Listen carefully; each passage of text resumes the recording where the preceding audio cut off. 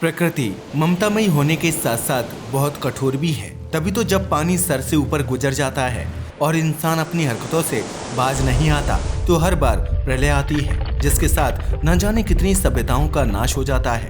अब लगता है हमारी सभ्यता भी एक ऐसे ही विनाश की तरफ बढ़ रही है, और अगर हमने इसे अभी नहीं रोका तो शायद कभी ना रुकने वाले भूकंप के दौर में पहुंच जाएंगे। जी हाँ, आपने सही सुना।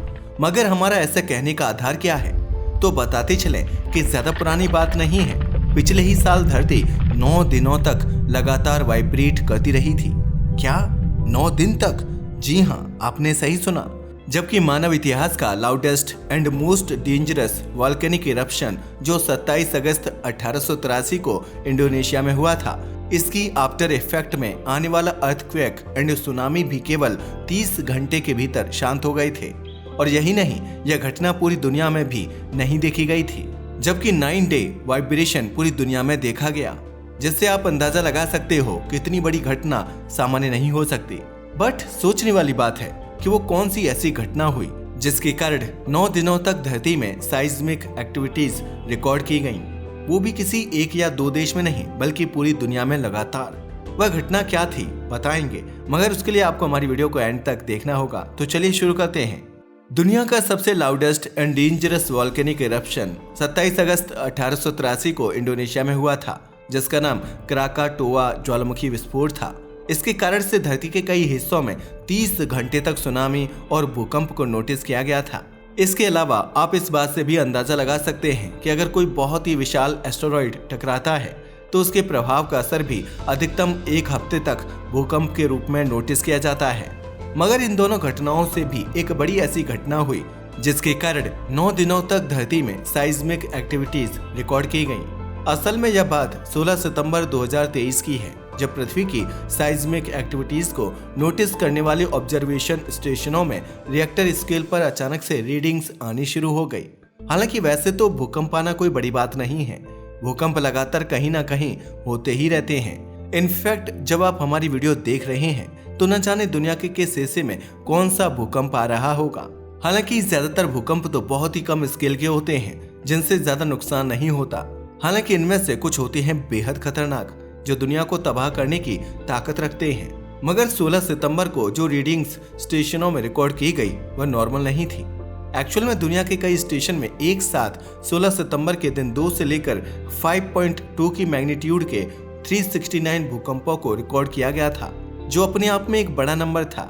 लेकिन यह सब अगर 16 सितंबर तक ही रुक जाता तो शायद आज हम यह वीडियो नहीं बना रहे होते, क्योंकि यह केवल 16 सितंबर की घटना नहीं थी, बल्कि 17 सितंबर 2023 के दिन भी कुल 343 भूकंपों को रिपोर्ट किया गया, जिनमें से कुछ तो भारत के पास भी नोटिस किए गए थे। इसके बाद तो मानो यह सिलसिला शुरू हो गया। 18 सितंबर के दिन 410, 19 सितंबर में 421 भूकंप दर्ज किए गए और यह आंकड़ा रोज बढ़ता गया। अब आप सोच रहे होंगे कि इस तरह के किसी भी बड़े भूकंप के बारे में आपने न्यूज में क्यों नहीं सुना। हम आपको बताते चलें कि यह माइक्रो साइज्मिक एक्टिविटीज थी जिन्हें रिकॉर्ड किया जा रहा था। हमें पता है अब आप ये भी सोच रहे होंगे कि इसमें बड़ी बात क्या है। हर दिन भी साइज्मिक एक्टिविटीज के डेटा को देखा जाए तो भी कई भूकंप देखने को मिलते हैं, लेकिन ये कुछ अलग था। पता है क्यों? क्योंकि इसमें एक अनोखी चीज थी।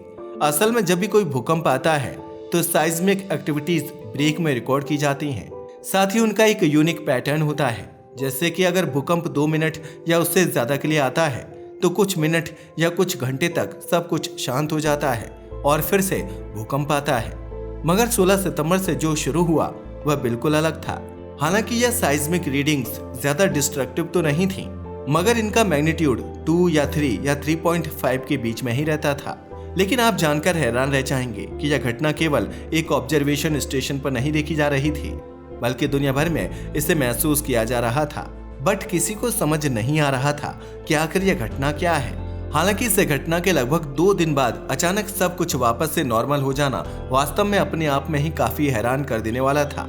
हालांकि इस घटना ने कोई मैसिव डिस्ट्रक्शन नहीं किया, लेकिन यह सोचने वाली बात तो जरूर थी।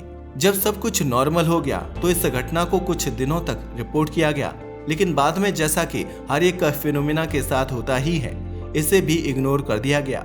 लेकिन यह कोई साधारण बात नहीं थी, कि इसे ऐसे ही बुला दिया जाता। यही वजह थी कि फिर हर किसी ने इसके बारे में सोचना शुरू किया। इनफैक्ट कुछ इंटरनेशनल रिसर्चर्स ने तो अपनी एक टीम भी बना डाली। अब इस टीम ने अपने अपने अवेलेबल रिसोर्सेज के आधार पर उस डेटा को फिर से कलेक्ट किया जब ये घटना हुई थी। पता है क्यों?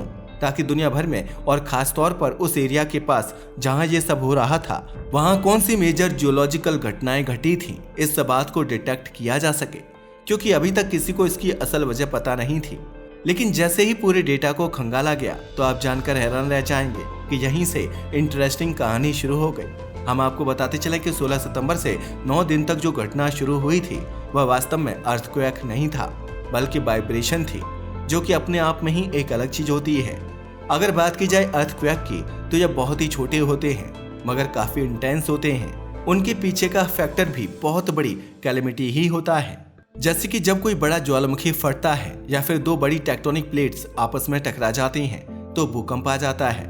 लेकिन अगर बात की जाए वाइब्रेशन की तो वाइब्रेशन का पैटर्न अर्थक्वेक से डिफरेंट होता है, जिसका अंदाजा आप इस बात से लगा सकते हैं कि इनकी इंटेंसिटी इतनी ज्यादा नहीं होती कि ये बड़े लेवल पर कोई डिस्ट्रक्शन कर सकें, मगर ये इतने ज्यादा सूक्ष्म होते हैं कि अगर कई घंटे या दिनों तक भी आए तो बिना इक्विपमेंट के आप उनकी उपस्थिति को नोटिस तक नहीं कर पाएंगे।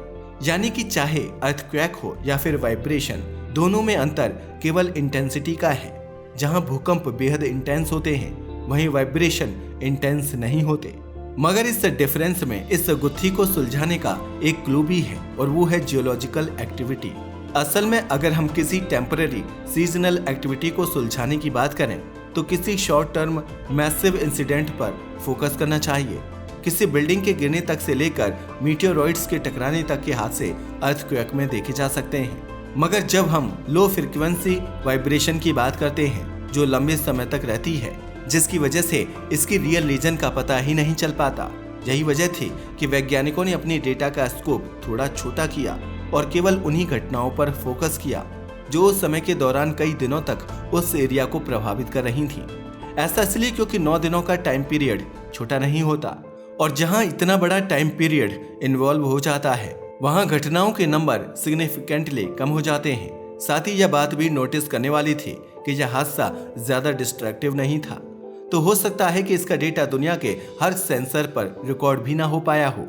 यही वजह थी कि दुनिया के 15 अलग अलग देशों के करीब 68 वैज्ञानिकों ने एक दूसरे से कनेक्ट करना शुरू कर दिया और एक टीम बना ली। इस टीम का मकसद केवल और केवल उस घटना का पता लगाना था जिसके कारण धरती 9 दिनों तक लगातार हिलती रही। जब इन वैज्ञानिकों ने एक दूसरे से कनेक्ट किया तो उन्होंने अपनी पहुंच में आने वाले डेटा सोर्सेज जैसे सैटेलाइट इमेजरी, कंप्यूटर सिमुलेशन और साइज्मिक रीडिंग्स जैसी चीजों को कंपेयर करना शुरू किया। जैसे ही उन्होंने इन सारी चीजों को कंपेयर किया, उनके सामने एक ऐसा सच आया जिसके बारे में पहले कभी किसी ने नहीं सोचा था। असल में उन्होंने डिस्कवर किया कि वाइब्रेशन का जो पैटर्न यहाँ देखा गया था वह असल में तब देखने को मिलता है जब किसी मेजर नेचुरल फिनोमिना के बाद सैश आते हैं। अब आप सोच रहे होंगे कि आखिर सैश क्या होते हैं, तो बताते चलें कि सैश एक ऐसा फिनोमिना होता है जब किसी क्लोज्ड स्पेस में मौजूद लहरें चारों तरफ से उठकर एक दूसरे को कैंसिल आउट करने की कोशिश करती हैं, लेकिन उनकी इस हरकत से यह एक दूसरे को कैंसिल आउट तो नहीं कर पाती, बल्कि यह इस फोर्स से और भी ज्यादा स्ट्रांग हो जाती हैं, जिसकी वजह से कई डायरेक्शन से उठती हुई स्ट्रॉन्ग वेव्स को सेटल होने या अपनी एनर्जी रिलीज करने के लिए एनफ स्पेस नहीं मिल पाती और इस वजह से ये और भी ज्यादा स्ट्रॉन्ग वाइब्रेशन क्रिएट करना शुरू कर देती हैं। इससे और भी डेंजरस एनवायरनमेंट क्रिएट हो जाता है। वैसे हम आपको बताते चलें कि सैश सुनामी की तरह तभी क्रिएट होते हैं जब पानी में हाइपर एनर्जी इकट्ठा होती है, लेकिन सुनामी जहां एक ही बार में अपनी सारी एनर्जी से पानी को जमीन पर ला देती है, वहीं सैश को ऐसा मौका नहीं मिलता क्योंकि वे एक क्लोज्ड एरिया में होती हैं। बट सुनामी एंड सैश का इस घटना से आखिर क्या संबंध है? तो बताते चले कि धरती के साथ भी कुछ ऐसा ही हो रहा था, जिसके कारण वह लगातार 9 दिनों तक वाइब्रेट करती रही। मगर सोचने वाली बात यह है कि आखिर सितंबर 2023 में ऐसा क्या हुआ था जिसके कारण धरती को ऐसा बिहेव करने पर मजबूर होना पड़ा। आखिर वह इवेंट कौन सा था जिसने इस स्पेशल सैश को ट्रिगर किया? वेल, इसी का पता तो अभी लगाना बाकी था। बस फिर क्या था, वैज्ञानिक जुट गए अपनी इस जांच में और इसमें उनका साथ दिया सैटेलाइट ने। एक्चुअल में बताते चलें कि इसके लिए वैज्ञानिकों ने डेट टू डेट इमेजेस का सहारा लिया। असल में जब वैज्ञानिकों ने डेट टू डेट इमेजेस को खंगालना शुरू किया तो उनके सामने ग्रीनलैंड आया, मगर जब बारीकी से इसकी जांच की गई तो मामला कुछ हैरान कर देने वाला था। एक्चुअल में उन्होंने देखा कि ग्रीनलैंड में मौजूद एक चट्टान जो एक पहाड़ी पर स्थित थी, वहां 12 अगस्त 2023 के दिन चोटी के ऊपर से जमीन का एक बहुत बड़ा हिस्सा दिखाई दे रहा था, जो 19 सितंबर 2023 की तस्वीरों में नहीं दिख रहा था। बस फिर क्या था, वैज्ञानिकों ने इसकी तह तक जाने की सोची। पता है क्यों? क्योंकि यह टाइमलाइन लगातार वाइब्रेशन की टाइमलाइन से काफी मेल खाती थी। यही नहीं, साइंटिस्ट्स ने देखा कि उस चट्टान के हटने के बाद उस जमीन के हिस्से के फिजिकल अपीयरेंस में भी काफी बदलाव नोटिस किया गया था। बस फिर क्या था, वैज्ञानिकों ने ग्रीनलैंड जाकर उस इलाके का एनालिसिस किया, डेटा को कंप्यूटर में डाला, चीजों को सिम्युलेट किया और आप जानकर हैरान रह जाएंगे कि साइंटिस्ट्स के सामने क्या आया। असल में सितंबर 2023 में ईस्ट ग्रीनलैंड में एक पिघलते हुए ग्लेशियर की वजह से लगभग 4000 फीट ऊंची पहाड़ी के नीचे अचानक लैंडस्लाइड शुरू हो गया था, जिसने इतना बड़ा जमीन का हिस्सा पानी में डाल दिया कि उससे ओलंपिक के साइज के 10,000 स्विमिंग पूल्स भरे जा सकते थे। अब आपको बताते चले कि यह सब 1.2 किलोमीटर ऊंची माउंटेन पीक के गिरने के कारण हुआ था। असल में जब ये माउंटेन पीक गिरी तो आप हैरान रह जाएंगे कि इससे यहाँ मौजूद पानी लगभग 200 मीटर ऊपर उछल गया था। यही नहीं, इससे बनने वाली वेव्स लगभग 110 मीटर ऊंची थी। मगर हैरानी की बात तो ये थी कि यह घटना कोई स्ट्रेट नहीं थी, बल्कि एक फ्योर्ड के जैसी थी, जिसके कारण वेव्स सीधा आगे बढ़ने की बजाय इस फ्योर्ड में घूमकर रह गई। यही वजह थी कि लैंडस्लाइड के बाद पानी में जो एनर्जी स्टोर हुई थी वह धीरे धीरे अगले कुछ दिनों में रिलीज हो रही थी, और उस नैरो एरियाज में हर 90 सेकंड में waves back and front move कर रही थी। जैसे इन सबको देखा गया तो पता चला कि यह बिल्कुल धरती की वाइब्रेशन रीडिंग से मेल खा रही थी। तो देखा आपने, हमारे वैज्ञानिकों ने आखिरकार इस मिस्ट्री को सॉल्व कर ही लिया और पता लगा लिया कि आखिर उन 9 दिनों में ऐसा क्या हुआ था जिसके कारण हमारी धरती इस कदर वाइब्रेट कर रही थी। लेकिन अगर आप इस मिस्ट्री के सॉल्व होने पर खुश हो रहे हैं तो थोड़ा सा ध्यान दीजिए। पता है क्यों? क्योंकि यह खुशी की बात नहीं है, बल्कि यह हमारे लिए बहुत बड़े दुख की बात है, क्योंकि धरती के 9 दिनों का यह वाइब्रेशन कभी होता ही नहीं अगर ग्लोबल वार्मिंग और क्लाइमेट चेंज की वजह से ग्लेशियर्स ना पिघल रहे होते। दरअसल उस पहाड़ के नीचे मौजूद बर्फ इतनी पतली हो गई थी कि वह अपनी ऊपर मौजूद जमीन को थाम नहीं सकी और आगे जाकर लैंडस्लाइड का कारण बन गई। लेकिन क्लाइमेट चेंज लगातार हो रहा है और जैसे जैसे हालात बिगड़ रहे हैं, यह अंदाजा लगाया जा रहा है कि आगे कंडीशंस और भी ज्यादा खराब होने वाली हैं। इस वजह से भविष्य में और भी ज्यादा वाइब्रेशन देखने को मिल सकते हैं। इसलिए यह घटना हमें यह समझाने की नेचर की एक कोशिश हो सकती है कि अगर अभी भी हमने चीजों को नहीं संभाला तो हमारी धरती का क्या होगा, यह हम सोच भी नहीं सकते। शायद यह एक बड़ा रिमाइंडर है कि हमें कार्बन फुटप्रिंट को कम करने के लिए जल्द से जल्द कुछ करना पड़ेगा, नहीं तो पूरा ग्लोब एक कांस्टेंट अर्थक्वेक साइकिल में फंस सकता है, जिसका अंत कब होगा ये कोई नहीं जान पाएगा। वैसे ही आपका इस बारे में क्या ख्याल है? अपनी राय हमें कमेंट करके बताना ना भूलिएगा। साथ ही अगर आपको हमारी वीडियो पसंद आई हो तो उसे लाइक और हमारे चैनल को सब्सक्राइब करें। धन्यवाद।